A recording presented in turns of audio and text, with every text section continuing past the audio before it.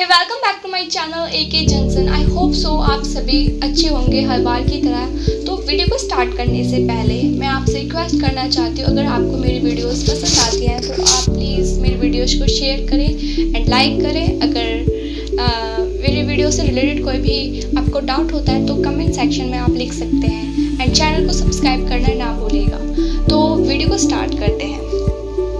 हम सीधा पॉइंट पर आते हैं। हमारी वीडियोस में ज़्यादा फालतू की बातें नहीं होती हैं। तो आज हम बात करेंगे पॉलिटिकल साइंस की। पॉलिटिकल साइंस में आप 90+ स्कोर कैसे कर सकते हैं। तो पहले क्या होता था, पहले 100 मार्क्स का एग्ज़ाम होता था तो 100 में से ही हमें मार्क्स मिलते थे।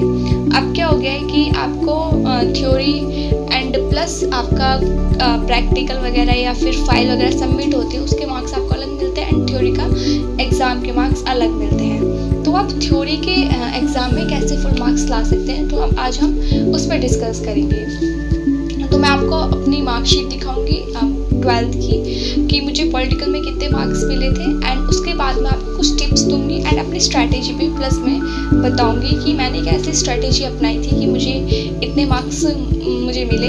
एंड आपको क्या करना चाहिए कि आप इससे ज़्यादा स्कोर करें, थ्योरी में फुल मार्क्स आप लाएँ। तो आप स्क्रीन पे देख सकते हैं, ये मेरी 12th की मार्कशीट है। पॉलिटिकल साइंस में मेरे 91 मार्क्स मैंने स्कोर किए थे आउट ऑफ 100 एंड बाकी मैंने इसलिए हाइड कर दिए हैं मार्क्स कि मैं उनको अलग से वीडियो बनाऊंगी तो उसमें शो करूंगी। तो आज सिर्फ हम पॉलिटिकल की बात करें तो पॉलिटिकल के मार्क्स थे मेरे 91 100 में से।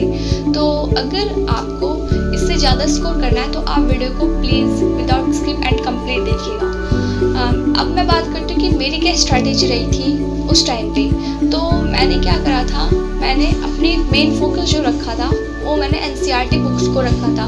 मोस्टली स्टूडेंट्स क्या करते हैं कि वो हेल्पिंग बुक्स या फिर सपोर्ट मटेरियल डिफरेंट पब्लिशर्स की बुक्स ले आते हैं एंड उससे प्रैक्टिस करते हैं। और जो हमारी NCERT जो हमारा मेन हीरो होता है हमारे बोर्ड एग्ज़ाम में, उसको वो फोकस नहीं करते जितना कि वो जो बाहर से मटेरियल वगैरह लाते हैं उन पे फोकस करते हैं। बट उसकी उन मटेरियल्स की कोई ज़रूरत ही नहीं होती। आप केवल NCERT बुक से थ्योरी में कंप्लीट मार्क्स फुल मार्क्स आप ला सकते हैं। तो मैंने भी यही किया था। मैंने कोई भी हेल्प बुक या फिर सपोर्ट मटेरियल वगैरह कुछ यूज़ नहीं किया था, जस्ट NCERT बुक्स पर फोकस किया था। हमारी 12th स्टैंडर्ड में क्या होता है, 2 बुक्स होती हैं पॉलिटिकल साइंस की।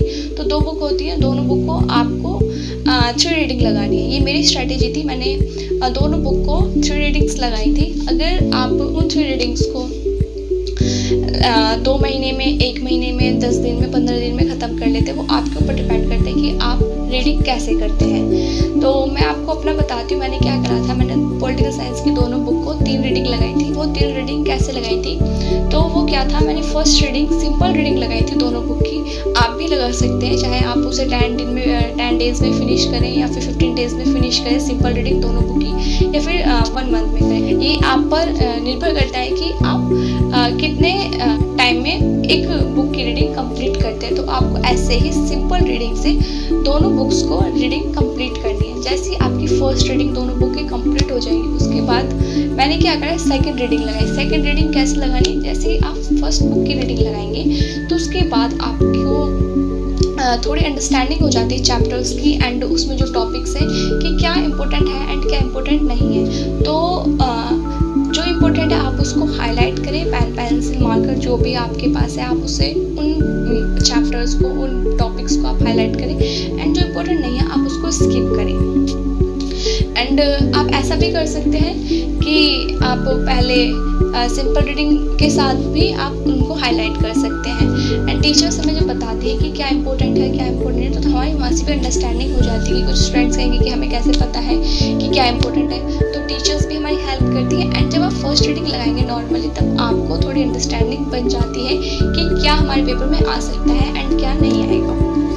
तो आप उस तरीके से आप सेकेंड रीडिंग के टॉपिक्स को हाईलाइट कर सकते हैं। तब आप हाईलाइट कर लेंगे दोनों बुक्स को कम्प्लीटली। उसके बाद आपको थर्ड रीडिंग लगानी है। थर्ड रीडिंग में क्या करना है आपको कि जो आपने इम्पोर्टेंट टॉपिक्स हाईलाइट किए उनकी जस्ट रीडिंग लगानी है। जैसे आप थर्ड रीडिंग में इम्पोर्टेंट हाईलाइट्स की रीडिंग को लर्न करने की कोशिश करेंगे, रिवाइज करने की कोशिश करेंगे तो वो आपके दिमाग में बिल्कुल बैठ जाएंगी। उसके बाद आप एग्ज़ाम में भी वो चीज़ें नहीं भूलेंगे एंड एग्ज़ाम के बाद भी आने वाले टाइम में आपको वो चीज़ें याद रहेंगी। ऐसे मैंने भी यही किया था। फर्स्ट रीडिंग सिंपल रीडिंग लगाई थी, सेकंड रीडिंग में क्या करा था, जो मुझे इंपॉर्टेंट टॉपिक्स लगे थे उनको हाईलाइट करा था एंड थर्ड रीडिंग में मैंने उनको रिवाइज़ किया था।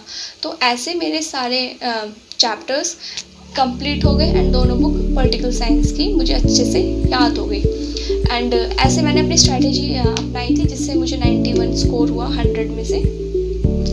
अब मैं देती हूँ आपको कुछ टिप्स कि आप क्या कर सकते हैं जिससे आप इससे भी अच्छा स्कोर कर सकते हैं। तो वो टिप्स हैं कि आप क्या करेंगे पहले कि जब आप पेपर देने जाते हैं बोर्ड्स के, तो कुछ क्वेश्चंस होते हैं कि आपको नहीं आते हैं तो आप उन क्वेश्चंस को छोड़ आते हैं, पर आपको ऐसा नहीं करना है। आपको एक भी क्वेश्चन छोड़ना नहीं है। अगर आपको क्वेश्चन नहीं आता है तो भी आपको लिखना है। अब इसका मतलब ये नहीं कि आप कुछ भी लिख देंगे, आप सॉन्ग लिख देंगे या फिर आप कुछ फनी लिख देंगे, नहीं, जो चीज़ें गलत हैं आप वो नहीं लिखेंगे, बट उसी से ही रिलेटेड आप लिखेंगे। आपको एक भी क्वेश्चन नहीं छोड़ना। लाइक अगर आपको कोई क्वेश्चन दिया गया कि कोल्ड वॉर क्या है, शीट यूट क्या है, तो आपको याद नहीं आ रहा है तो आप क्या करेंगे कि उससे रिलेटेड कुछ भी याद आ रहा है उन चैप्टर से, पॉलिटिकल से रिलेटेड, आप उसे लिखेंगे बट उस क्वेश्चन को छोड़कर नहीं आएंगे। चाहे वो 1 नंबर का क्वेश्चन है, 2 नंबर का है, 5 का है, 6 का है, जिसका भी, बट आपको क्वेश्चन नहीं छोड़ना। तो ये थी टिप नंबर 1। अगर आप ऐसा करेंगे तो आपको कुछ ना कुछ मार्क्स तो मिलेंगे ही। ये उन बच्चों के लिए जो कुछ क्वेश्चंस छोड़ाते हैं, नहीं, आपको एक भी क्वेश्चन नहीं छोड़ना है, सारे क्वेश्चंस अटैम्प्ट करने हैं, चाहे आपको कुछ भी लिखना पड़े।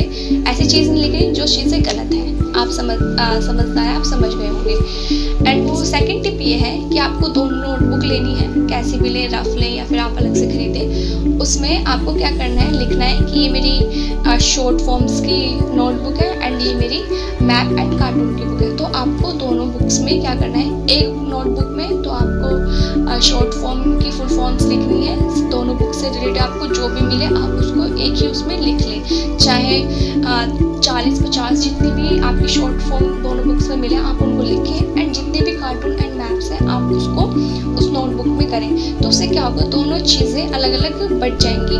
तो आप एक ही जगह सारी फुल फॉर्म अगर आप रिवाइज करेंगे तो आपको वहाँ अच्छे से रिवाइज हो जाएगी। आप चैप्टर करके करेंगे उससे भी ठीक है, बट जब आप एक जगह सीक्वेंस से सारी शॉर्ट फॉर्म्स की फुल फॉर्म्स लिख लेंगे तो वो ज़्यादा जल्दी याद होगी। ऐसे ही मैप में अगर आप मैप की एक अलग से बुक बना लेंगे तो उससे आप रिवाइज करने में आपको आसानी होगी। आप बुक से भी वहीं पर क्वेश्चन सॉल्व कर सकते हैं। अगर आप ऐसा करेंगे तो और ज़्यादा हेल्पफुल रहेगा। एंड आपको क्या करना है कि जो थर्ड टिप ये है कि आपके पास अगर प्रीवियस ईयर पढ़े हैं तो आप प्रीवियस ईयर की जितनी हो सके उतनी प्रैक्टिस करें। इससे क्या होगा, आपका रिवीजन होगा, आपको आपकी राइटिंग स्किल्स सुधरेंगी एंड आपको जो भी टॉपिक हैं, जो भी चीज़ें आप बोल रहे हैं आपको रिवाइज रहेंगी और आप जब पेपर देने जाएंगे तो वो आपके दिमाग से स्किप नहीं होंगे। तो आप ये 3 चीज़ें करें। एक कि आप हाईलाइट करें टॉपिक्स को, उनको रिवाइज करें, 3 रीडिंग्स लगाएं एंड सेकंड आप क्या करें कि आपको एक भी क्वेश्चन नहीं छोड़ना है। जहाँ आप कुछ भी लिखें उससे टॉपिक से रिलेटेड आपको लिखना है। एंड थर्ड चीज़ आप कर सकते हैं कि आप 2 नोटबुक बनाएं, एक में शॉर्ट फॉर्म्स लिखें एंड सेकंड में आप मैप्स वगैरह की प्रैक्टिस करें। तो आप ऐसे करेंगे तो पॉलिटिकल साइंस में बहुत अच्छा स्कोर करेंगे। कुछ वीडियोस में ऐसे लिखा मैंने देखा था यूट्यूब पे कि आप एक रातों रात में कंप्लीट सिलेबस करें एंड इतने मार्क्स आउट ऑफ 100 ऐसे स्कोर करें। वो सारी चीज़ें फेक है, एक दिन में तैयारी नहीं होती।